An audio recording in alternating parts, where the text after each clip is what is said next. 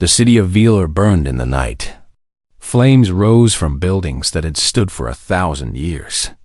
Glass towers that once caught the light of 3 suns now shattered and fell like rain. The screams of millions filled the air as the sky itself seemed to crack open with fire. Ambassador Yira stood at the window of the Grand Council chamber and watched her world die.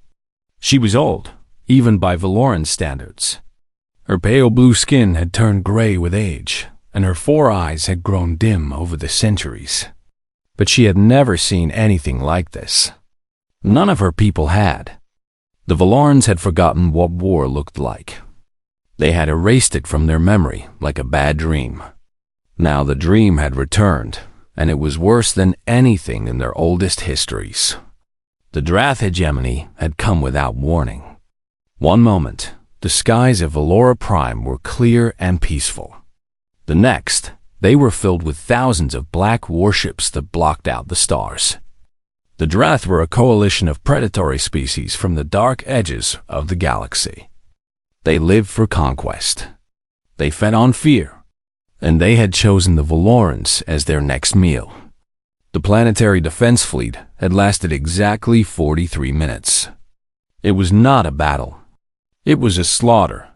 Valoran ships were built for ceremony and show, not for fighting. Their weapons had not been fired in 300 years.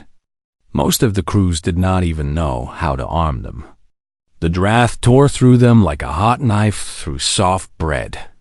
Now ground troops were landing in every major city. Yira could see their dropships falling from the sky like black seeds of death. Each one carried hundreds of Drath soldiers, eager to kill and destroy. A young aide rushed into the chamber.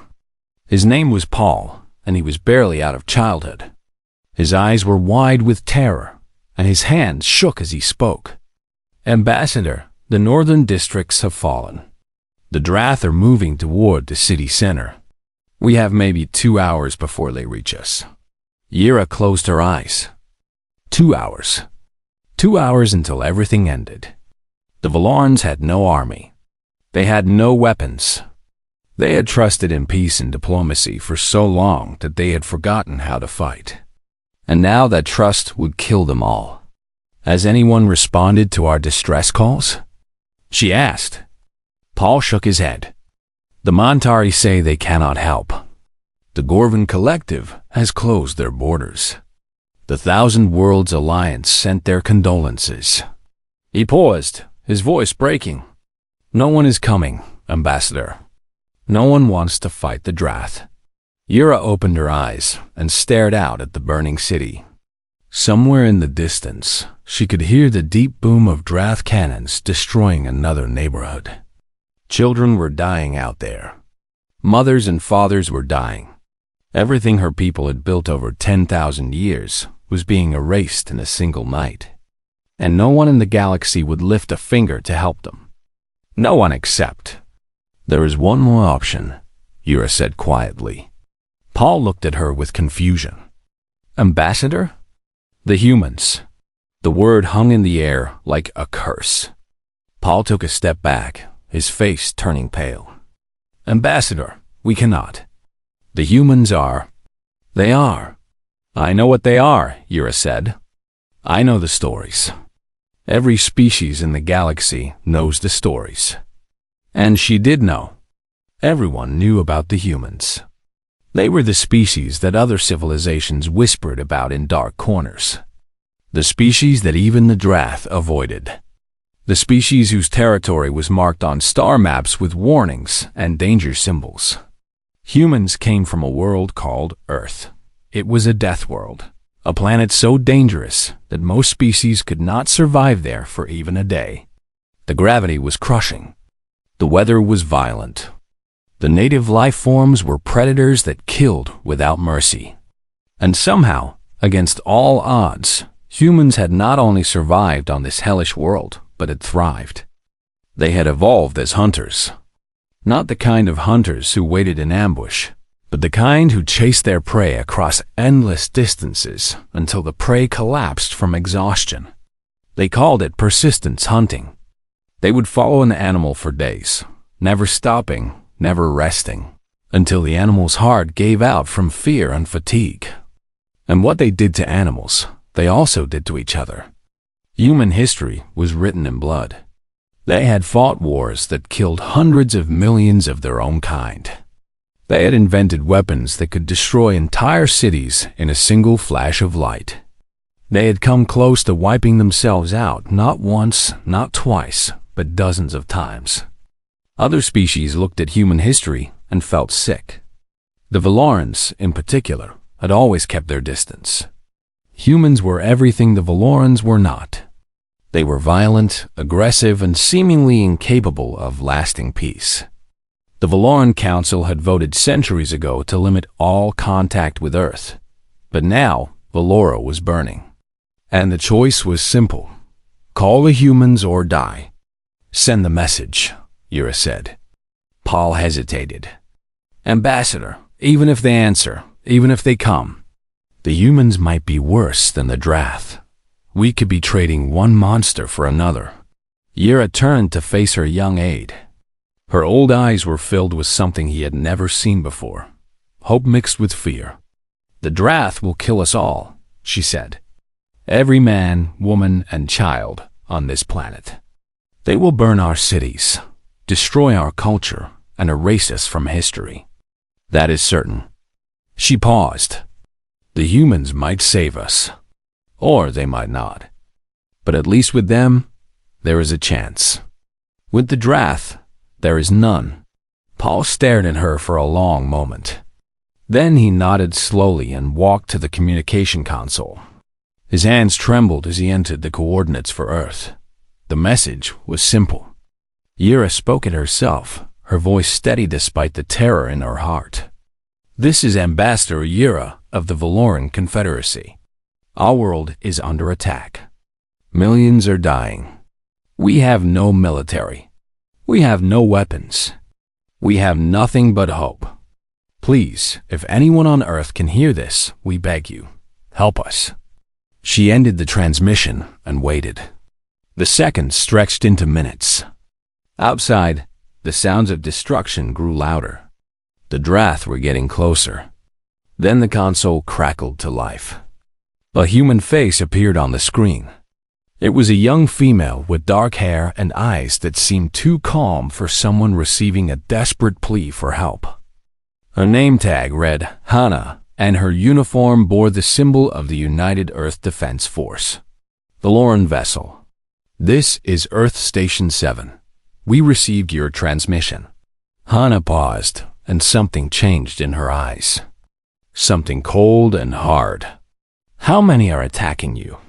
Thousands of ships, Yura said, her voice cracking. Tens of thousands of soldiers. We cannot fight them. We do not know how. Hana nodded slowly. She did not look afraid. She did not look worried. If anything, she looked almost eager. Understood, Hana said. I am forwarding your transmission to Defense Command. Ambassador, I need you to listen to me very carefully. Yes? Hana leaned forward, and her voice dropped to something that was almost a whisper. Hold on. We are coming for you. Tell your people to find shelter and stay hidden. Do not try to fight. Do not try to run. Just survive. Can you do that? Yura felt tears running down her face. Yes, we can do that. Good. Hana smiled, and it was not a kind smile. It was the smile of a predator who had just caught the scent of prey. Tell the Drath something for me, Ambassador. Tell them that Earth remembers what it is like to be helpless. And tell them that we have never, ever forgotten how to make our enemies pay. The screen went dark. Yura stood in silence, staring at the empty console. Outside, the city continued to burn. But for the first time since the invasion began, she felt something other than despair. The humans were coming, and the Drath had no idea what they had awakened. The message from Valora Prime reached Earth at exactly 3:47 in the morning, Korean Standard Time. Within minutes, it had spread through every military channel on the planet. Within an hour, it had reached the desk of every major leader in the United Earth government. Within 6 hours, the Defense Council had gathered in the underground command center beneath the old city of Seoul. Admiral Dong-Su sat at the head of the long table and listened as the recording played for the third time. The Valoran ambassador's voice filled the room, desperate and afraid.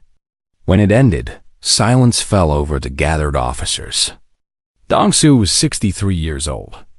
His hair had turned white decades ago, and deep lines marked his face like a map of all the battles he had survived. He had fought in the Belt Wars when mining colonies rebelled against Earth. He had led the defense against the Kreth raiders, who had thought humans would be easy targets. He had buried more soldiers than he could count, and he had never once hesitated when innocents needed protection. "How far is Valora Prime?" he asked. General Bathory checked her datapad.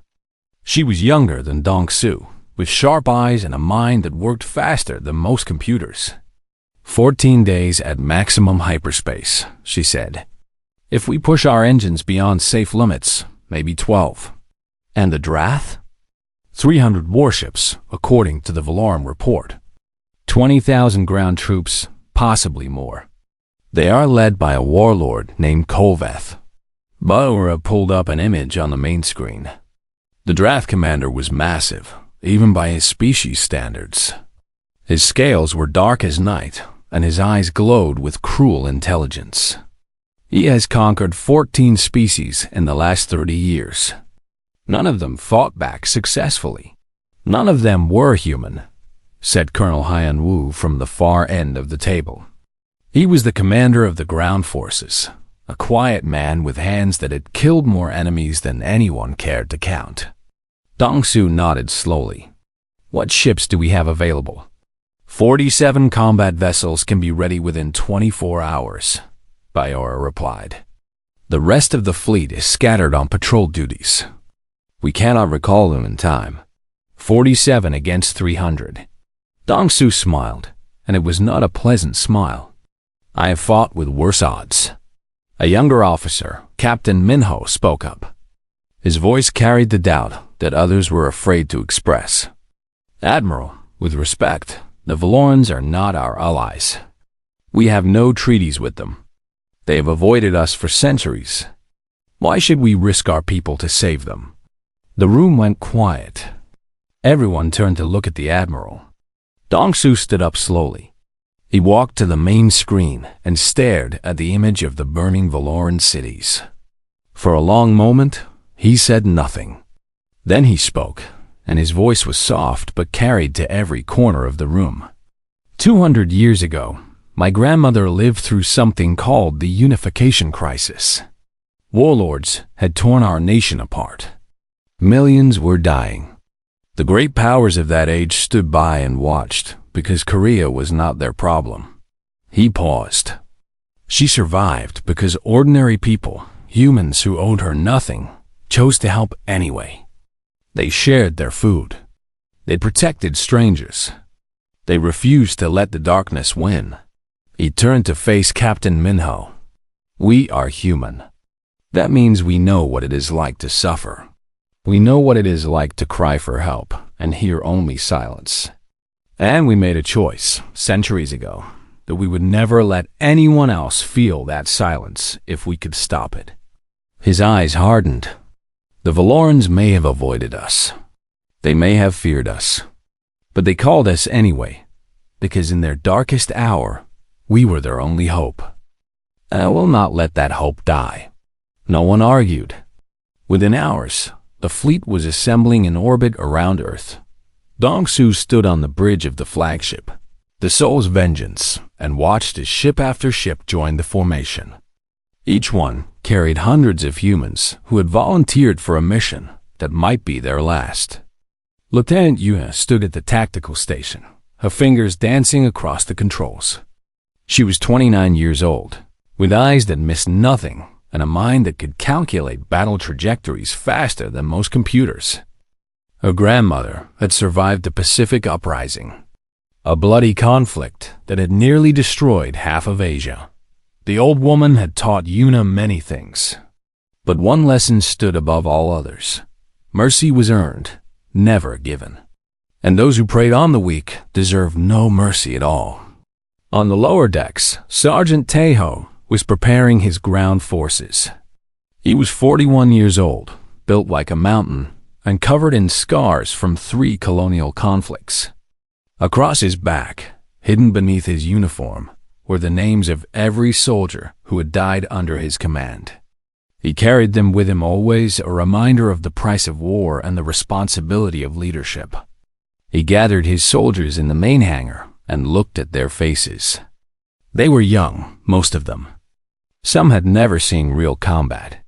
But they were human, and that meant they were born from a line of survivors that stretched back millions of years. "Listen to me," Tejo said, his voice filling the hangar. "In 12 days, we will reach a world that is burning.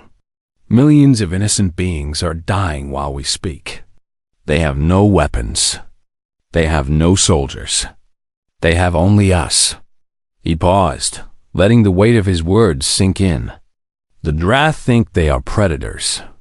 They think they are the most dangerous things in the galaxy. They have never met humans." He smiled, and it was the smile of a wolf. "Our ancestors survived ice ages. They survived plagues that killed half the world. They survived wars that made the stars weep. And they did not survive by being gentle." The soldiers stirred, their fear turning to something harder, something older. "When we land on Valora Prime, we will show the Drath what happens when you make humans angry. We will show them why every species in this galaxy whispers our name in fear. And we will bring those innocent people home, or we will die trying." A cheer rose from the assembled soldiers, echoing off the metal walls. In the medical bay, Dr. Subin was checking her supplies. She was 35 years old, with gentle hands and eyes that had seen too much death. She had been a combat medic for 10 years, serving in conflicts on 3 different worlds. She could save a life with one hand while ending another with the other. It was a strange combination of skills, but it was necessary in a galaxy that was rarely kind. Her assistant, a young man named Junho, watched her work with worried eyes. "Doctor, are you afraid?" he asked quietly. Subin paused and looked at him. "Yes," she said honestly. "Only fools are not afraid before battle. But fear is not the same as weakness. Fear keeps us sharp. Fear keeps us alive." She returned to her work. "And when the battle comes, we will use that fear to save as many lives as we can." The fleet entered hyperspace on schedule. 47 ships carrying 12,000 humans, each one ready to fight and die for a species they had never met. In his quarters, Admiral Dong Su sat alone and stared out at the swirling colors of hyperspace. He thought about the battles ahead. He thought about the soldiers who trusted him. He thought about the millions of Valorans waiting for salvation that might never come. And he made a silent promise to them all. "We are coming, and we will not fail." Across the fleet, humans prepared for war. They cleaned their weapons, checked their armor, and wrote letters to loved ones they might never see again. But there was no despair in their hearts. There was only determination, cold and hard as steel. The wolves were awake, and they were hungry. Warlord Kolveth stood on the bridge of his flagship, the Endless Night, and smiled at the destruction below. Valora Prime was burning beautifully. Smoke rose from 1,000 cities, and the screams of the dying reached even into orbit. His soldiers were doing excellent work. 14 species had fallen before him. 14 worlds had learned the price of weakness. The Valorans were simply the latest in a long line of prey, soft and helpless and perfect for conquest.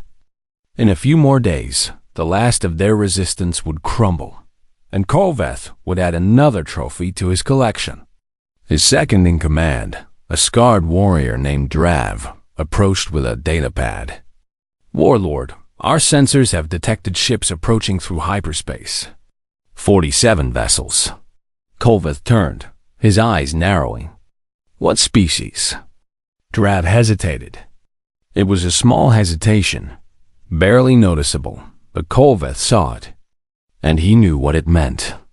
Human warlord. The bridge went quiet.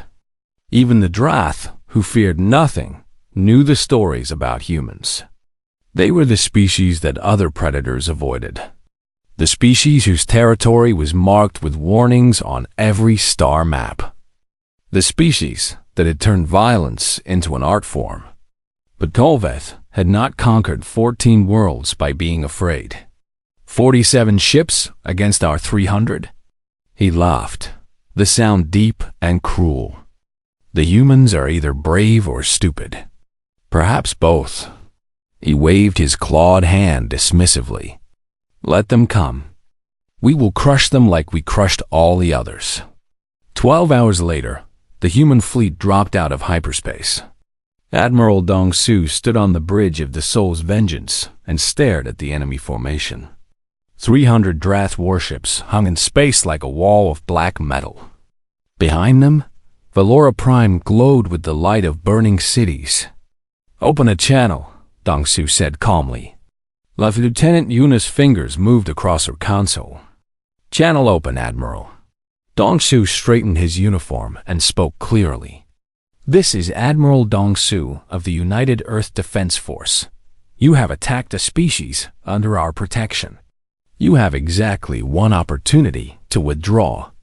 If you do not, we will teach you why every species in this galaxy fears the dark, and why in that darkness they fear us most of all. On the endless night, Kolveth received the transmission. His officers watched him nervously, waiting for his response. The warlord laughed again. This human thinks he can threaten me. With 47 ships? He leaned forward in his command chair, his eyes burning with cruel amusement. Open a channel. Let me speak to this fool. Kolveth's face appeared on the human view screens. He was massive, his scales dark as void, his teeth sharp as knives. Human Admiral, he said, his voice dripping with contempt.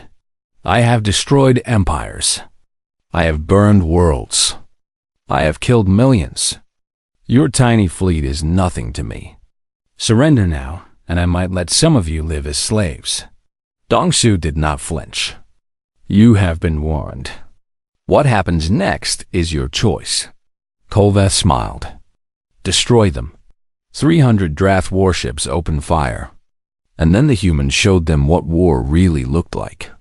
Lieutenant Yuna had spent 2 weeks studying Drath battle tactics. She had found 17 weaknesses in their standard formations. Now she exploited every single one. All ships, execute pattern storm. She commanded. The human fleet did not retreat. They did not scatter. Instead, they dove straight into the Drath formation, moving in patterns that seemed suicidal until the enemy realized too late that it was a trap. Human ships were smaller than Drath vessels, but they were faster and more agile. They slipped between the massive enemy warships, firing at close range where the Drath's heavy weapons could not track them.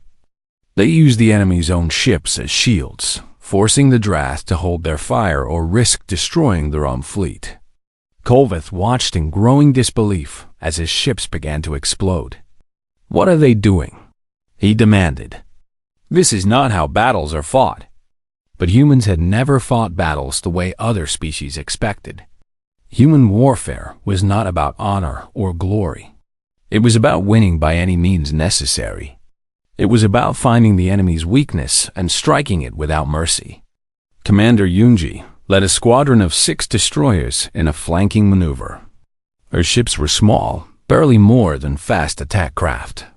But they carried nuclear-tipped missiles, weapons that other species considered too dangerous for conventional use. Humans had no such concerns. Fire everything, Anji ordered. 36 missiles streaked toward the Drath command carrier. The enemy point defense systems destroyed most of them, but not all. 4 nuclear warheads struck the carrier's engine section. The explosion was bright enough to see from the planet's surface. When the light faded, the carrier was gone, along with 3,000 Drath soldiers. On the Soul's vengeance, Yuna coordinated the battle with cold precision. She saw patterns in the chaos that no other species could see. She predicted enemy movements before they happened. She turned the Drath's numerical advantage into a weakness by forcing them into positions where they could not use it. "Enemy flagship is turning," she reported. "They are trying to regroup." "Don't let them," Dong Su replied. "All ships, concentrate fire on their command structure." The human fleet moved as one, a single predator with 47 bodies. They cut through the Drath formation like a blade through flesh, leaving burning wreckage in their wake. The battle lasted 4 hours. When it ended, 112 Drath ships were destroyed. Another 89 were so damaged they could barely move. The rest retreated in disorder, their formation shattered and their confidence broken. The humans had lost 19 ships, 732 soldiers dead. Admiral Dong Su stood in silence on his bridge and thought about each one of those lost souls. They were his responsibility. Their deaths were his burden to carry. But they had not died in vain. "Sir," Lieutenant Yuna said quietly, "we are receiving a transmission from the surface. It is Ambassador Yura." Dong Su nodded. "Put her through." The old Valoran's face appeared on the screen. She was crying, her 4 eyes streaming with tears. "You came," she whispered. "You actually came." "We made a promise," Dong Su replied. "Now tell me about the ground situation." Yura's expression changed, hope mixing with despair. "Kolvath survived. He has retreated to the capital city with his remaining forces. He has taken 50,000 of our people as hostages." A voice broke. "He says if you attack, he will kill them all." Dong Su's jaw tightened. He had expected something like this. Cowards always hid behind innocence when they were losing. "How many soldiers does he have?" 20,000, perhaps more. They have fortified the entire city center. 20,000 enemy soldiers in an urban environment with 50,000 hostages. It was a nightmare scenario. Most commanders would consider it impossible. But Dong Su was not most commanders. And he had soldiers who had been waiting their entire lives for a challenge like this. "Ambassador," he said, "tell your people to stay hidden and stay alive. We are not finished yet." He turned to his communications officer. "Get me Sergeant Tejo." A moment later, the ground forces commander's face appeared on screen.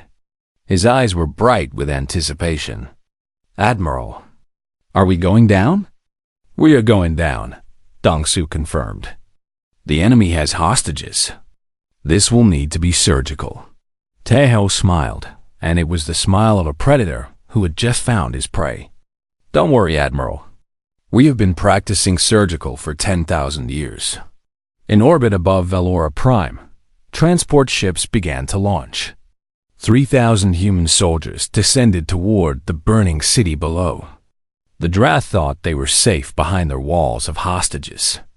They had no idea what was coming for them. The city of Velar had once been beautiful.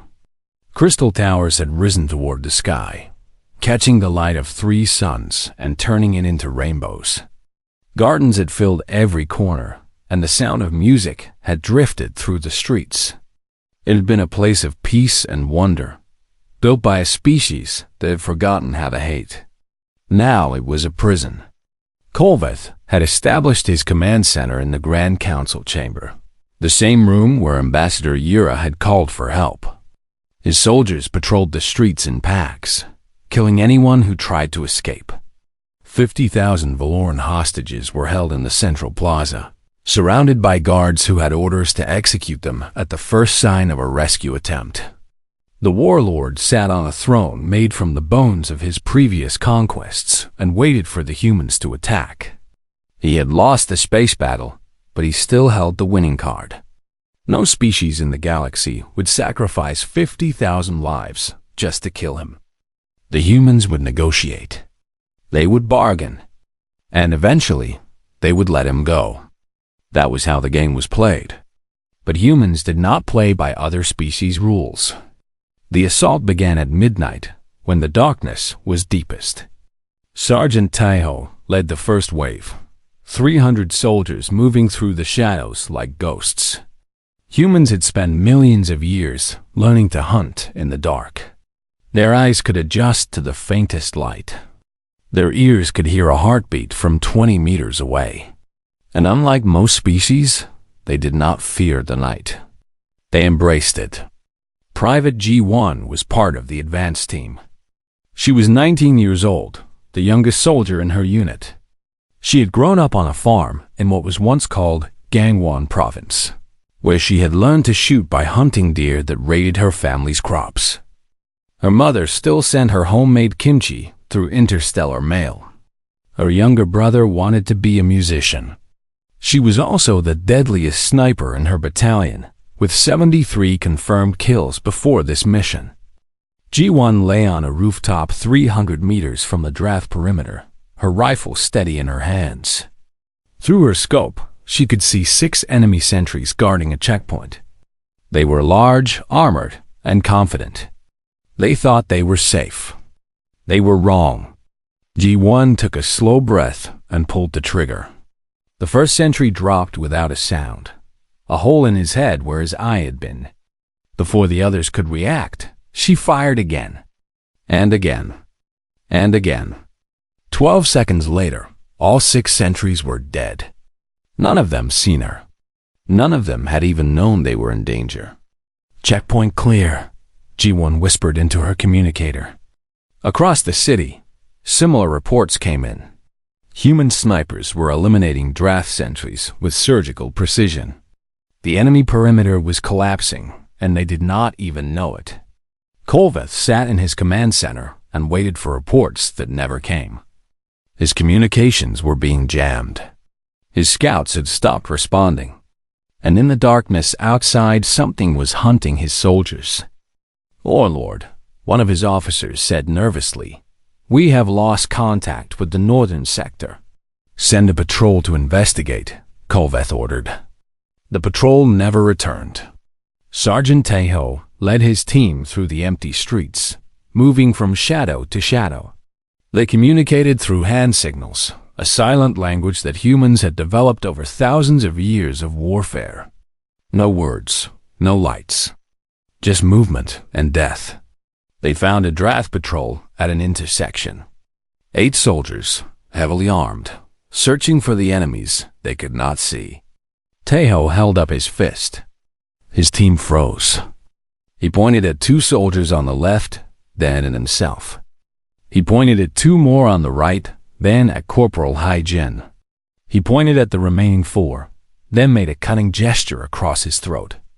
His team understood. They struck from the darkness like vengeful spirits. Taeho killed his targets with a combat knife, cutting their throats before they could scream. Hai-Jin did the same.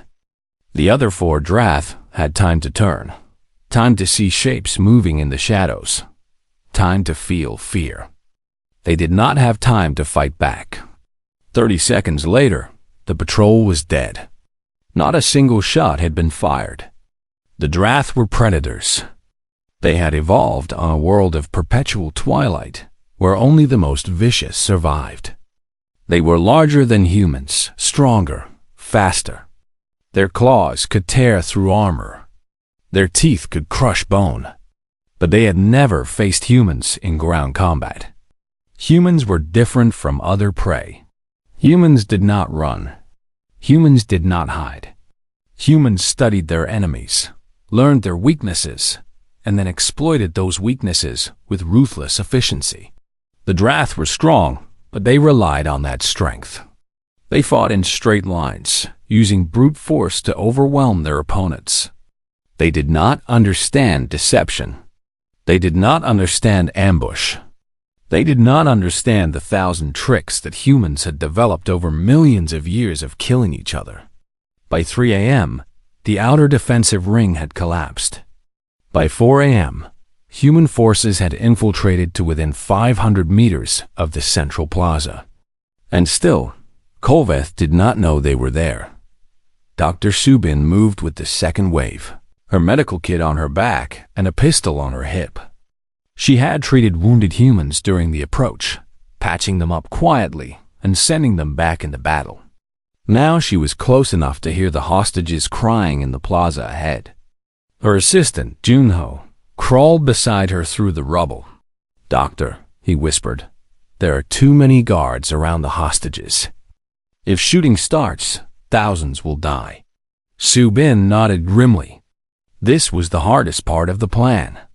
The humans could kill every Drath soldier in the city, but not if the hostages died in the process. That was why Taeho had something special planned.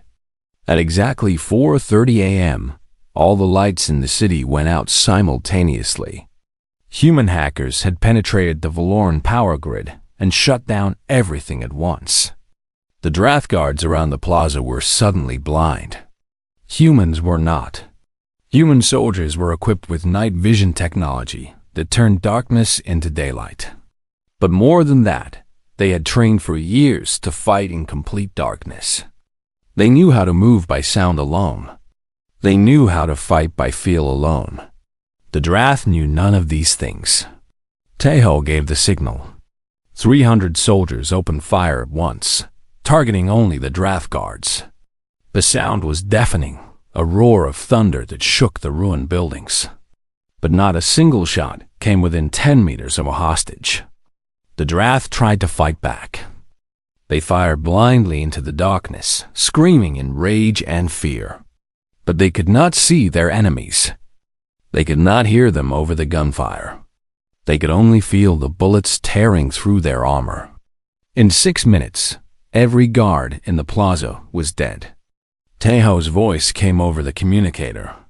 "Plaza secure. Moving to command center." The final assault was the bloodiest. Kolveth's personal guard were the best soldiers in the Drath hegemony, veterans of 100 battles. They formed a wall around their warlord and prepared to die fighting. They got their wish. Taeho led the charge personally. He burst through the doors of the Grand Council chamber with his rifle blazing, cutting down guards left and right. Behind him, his soldiers followed, a wave of death that swept through the room. Kolveth drew his ceremonial blade and roared a challenge. He was twice Taeho's size, a mountain of scales and muscle. He had killed thousands with that blade. He had never been defeated in single combat. Taeho did not care. He dropped his rifle and drew his combat knife. It was small compared to Kolveth's weapon, barely longer than his forearm. But in the hands of a human who had trained every day of his life for this moment, it was enough. The warlord swung his blade in a massive arc. Taeho ducked beneath it and sliced his knife across Kolveth's leg. The Drath roared in pain and swung again. Taeho rolled aside and stabbed upward, his blade finding the gap between armored plates. Kolveth stumbled. Blood poured from his wounds. He could not understand how this small creature was defeating him. "You should have listened," Taeho said, his voice flat and cold. "We gave you a chance." He drove his knife into Kolveth's throat. The warlord collapsed, his eyes wide with disbelief. His last sight was Taeho's face, expressionless and calm. Then everything went dark. Outside, the sun was rising over Velar. The battle was over. The Drath were defeated. And in the central plaza, 50,000 Valoran hostages looked up at the human soldiers who had saved them and wept with gratitude. 3 days had passed since the battle ended. The fires were still burning in some parts of Velar, but the killing had stopped. Human engineers worked alongside Valoran survivors to restore power and water. Human medics treated the wounded without rest. Human soldiers patrolled the streets, not as conquerors, but as protectors. Ambassador Yura walked through the ruins of her city and tried to understand what she was seeing. She had expected monsters. Every story about humans painted them as violent, savage, and cruel. The species that had nearly destroyed itself a dozen times. The species that had invented weapons capable of ending worlds. The species that other civilizations avoided out of pure fear. But that was not what she saw. She saw a human soldier, sharing his food with a Valoran child who had lost her parents. She saw a human medic working through the night to save an elderly Valoran who would probably die anyway. She saw humans crying at the graves of their fallen friends, mourning lives lost for a species they had never met. Yura found Dr. Subin in a makeshift medical camp on the outskirts of the city. The human doctor had been working for 36 hours without sleep. Her hands were steady as she set the broken arm of a young Valoran boy, speaking to him softly in words he could not understand but somehow found comforting. "Doctor," Yura said quietly, "may I speak with you?" Subin finished her work and patted the boy gently on the head. She turned to face the ambassador, and Yura saw exhaustion in her eyes mixed with something else. Something that looked like peace. "Of course, Ambassador." They walked together through the camp. Everywhere they looked, humans and Valorans worked side by side. There was no hostility, no suspicion. Just cooperation between two species that had been strangers 3 weeks ago. "I do not understand," Yura said finally. "Your species came to help us. You lost thousands of your own people. You owe us nothing. Why? Why did you come?" Subin was quiet for a long moment. She looked up at the sky, where human warships still orbited, standing guard against any Drath who might return. 300 years ago, she said, "my ancestors lived through something called the Korean War. Before that, occupation by a foreign power. Before that, invasion after invasion, stretching back through all of our history." She paused. "Korea is a small country on a peninsula, surrounded by larger, more powerful nations. We know what it is like to be small and afraid while stronger powers burn everything we love." Yura listened in silence. "But we also learned something," Subin continued. "We learned that the only way to survive is to help each other, to stand together against those who would destroy us. To remember that every species, every nation, every person deserves the chance to live in peace." She turned to face Yura directly. "We are violent. We know this about ourselves. We have killed more of our own kind than any species in the galaxy. Our history is written in blood and fire and pain." Her voice dropped. "But we have also learned something that violence alone could never teach us. We learned that strength without compassion is just cruelty. And cruelty is what we fight against." Across the camp, Sergeant Taiho was helping Valoran workers clear rubble from a collapsed building.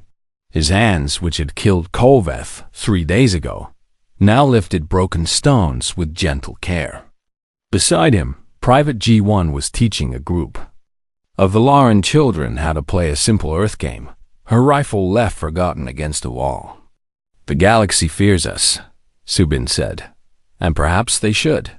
We are capable of terrible things. We have done terrible things." She smiled, and it was a sad smile. "But we are also capable of this, of risking everything to help strangers, of treating enemies with mercy when they surrender, of building instead of just destroying." Yura felt tears forming in her eyes. "The other species warned us about you. They said you were monsters. We can be," Subin admitted. "When we must be. When innocent lives are at stake, we become something that even we fear." She gestured at the camp around them. "But this is who we choose to be. This is what we fight for." In orbit above Valora Prime, Admiral Dong Su stood on the bridge of the Soul's Vengeance and watched the news feeds from across the galaxy. Every species with access to communications was watching. Every government was analyzing. Every military was taking notes. They saw human warships tearing through Drath formations like fire through paper. They saw human soldiers moving through occupied cities with terrifying efficiency. They saw human medics working themselves to exhaustion to save alien lives. And for the first time, they understood. The Gorvan Collective, which had refused to help the Valorans, sent a formal apology and offered reconstruction assistance. The Thousand Worlds Alliance quietly increased their diplomatic outreach to Earth. The Mantari, who had ignored the distress call, requested a meeting with human representatives. And in the dark spaces between stars, predatory species that had been planning their own conquests quietly dismantled their war fleets. The Drath hegemony collapsed within a year. Kolveth's death had shattered their unity, and the surviving warlords turned on each other in a desperate struggle for power. 12 other predatory species saw what had happened and decided that conquest was no longer worth the risk. Not when it might draw the attention of Earth. On Valora Prime, the reconstruction continued. Humans stayed for 3 years, helping to rebuild what the Drath had destroyed. They asked for nothing in return. When Ambassador Yira tried to offer payment, Admiral Dongsu simply shook his head. "We did not come for reward," he said. "We came because it was right." On the day the last human ship prepared to leave, a ceremony was held in the rebuilt Central Plaza. Thousands of Valorans gathered to say goodbye to the species that had saved them. Ambassador Yira stood before them and struggled to find words that could express what she felt. "We called you in our darkest hour," she said, her voice carrying across the silent crowd. "We called you because we had nowhere else to turn. We expected warriors. We expected violence." She paused. "We did not expect heroes." Admiral Dongsu stepped forward. He was older now, his hair whiter, his face more lined. But his eyes were still sharp, and his voice still carried the weight of command. "We are not heroes," he said. "We are just humans. We make mistakes. We fail. We sometimes hurt each other and ourselves." He looked down at the crowd of Valorans, at the faces of those he had saved. "But we never stop trying to be better. We never stop fighting for those who cannot fight for themselves. And we never, ever forget what it is like to need help and find only silence." He turned to Yira and extended his hand in the human gesture of friendship. "You are not alone anymore, Ambassador. None of you are. Whenever you need us, wherever you need us, we will come." Yira took his hand, and the crowd cheered. Throughout the galaxy, a new saying began to spread. It passed from species to species, from world to world, until every civilization knew it by heart. "In your darkest hour, call Earth. Not because humans will save you, but because whatever hunts you will learn what it means to be prey." Years later, when historians wrote about the Battle of Valora Prime, they would call it a turning point. The moment when the galaxy realized that humans were not monsters to be feared, but guardians to be respected. They were violent, yes, capable of terrible destruction. But they were also kind, capable of terrible compassion. They could hold a child with the same hands that had just killed a dozen enemies. They could build a hospital on the ruins of a battlefield. And they would do anything, sacrifice anything, to protect those who could not protect themselves. That was why the galaxy feared humans. And that was why, in the end, they were grateful. The darkness would always exist. Predators would always hunt. Cruelty would always find new forms. But now the darkness knew something it had never known before. It knew that somewhere, watching from a small blue world on the edge of a spiral arm, there were humans waiting for the call, waiting to answer. And the darkness learned, finally, to be afraid.